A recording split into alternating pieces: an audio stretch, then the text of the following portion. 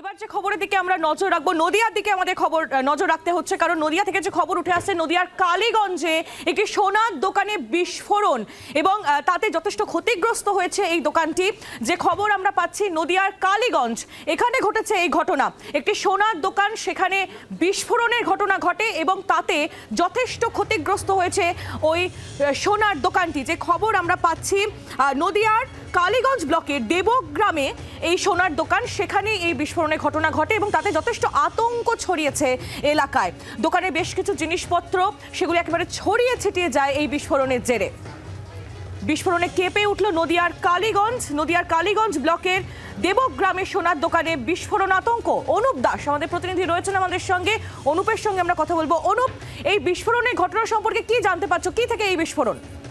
আইনি দেখো, এই বিস্ফোরণটা যখন পুলিশের আমার সাথে কথা বলেছি, স্থানীয় মানুষের সাথে কথা বলেছি, উভয় যেটা বলছে যে গ্রামগঞ্জে যে সোনার উপর দোকান থাকে, সেই সোনার উপর দোকানদারে এখন কিন্তু সে প্রদীপের আলোতে বা অন্য মোমবাতি দিয়ে কিন্তু আর সোনার উপর কাজ করে না। এখন ছোট ছোট গ্যাস সিলিন্ডার রয়েছে, যারা হ্যান্ড সিলিন্ডার বলে, এই হ্যান্ড সিলিন্ডার দিয়ে সোনার উপর অলঙ্কারগুলো তৈরি করে এবং গ্রামীণে যেসব ছোট ছোট জিনিস তৈরি করে তারা কিন্তু এখানে এটা গ্রামে, এই দেবগ্রাম বাজারের গ্রামে একটা ছোট্ট দোকান আছে, সোনার উপর দোকান, সেখানে দু একজন কাজ করছিল।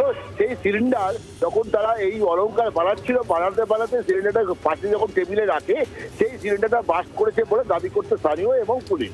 এবং সেই সিলিন্ডার বাস্ট করাতে এলাকায় একটু ওই দোকানের ভেতরে একটু জিনিসপত্র টসটস হয়ে যায় এবং স্বাভাবিকভাবে একটা আওয়াজ হয়, যে এলাকার লোকজন একটা ভয় পেয়েছে, আতঙ্ক সৃষ্টি হয়েছে যে এটা বিশাল একটা আওয়াজ হল কেন, এই বিস্ফোরণ হয়েছে।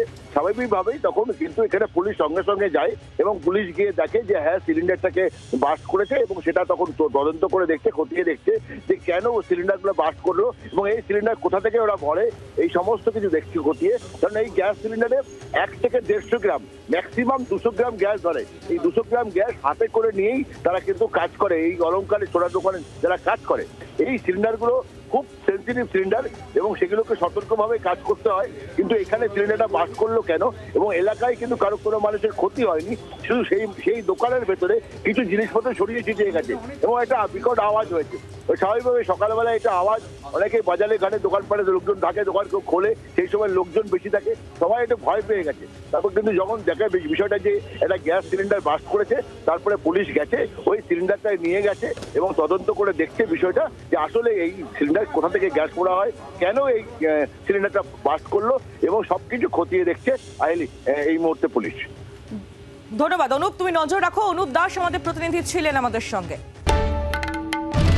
বাংলার আওয়াজ, বাঙালির আবেগ, জি 24 ঘন্টা।